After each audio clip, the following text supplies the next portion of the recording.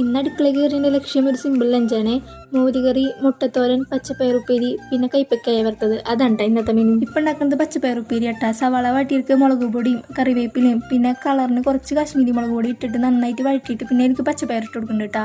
ഉപ്പ് ഓൾറെഡി ഇട്ടുകൊണ്ട് ഞാൻ പിന്നെ ഇട്ട് കൊടുക്കണില്ല കേട്ടോ. ഇതൊന്ന് കുറച്ച് നേരം അടച്ച് വെച്ച് വേവിച്ചിട്ട് പിന്നെ തുറന്ന് വെച്ച് വേവിച്ചാൽ നമ്മുടെ പച്ചപ്പയറുപ്പേരി സെറ്റായിട്ടാ. പിന്നെ ഞാൻ നമ്മുടെ മുട്ടത്തോരൻ ഇതിലേക്ക് തേങ്ങ ഒന്നും കേട്ടോ. പക്ഷേ വിളിക്കാൻ വേറെ പേരില്ലാത്തത് ഞാൻ വെറുതെ മുട്ടത്തോരൻ എന്ന് പറയണം കേട്ടോ.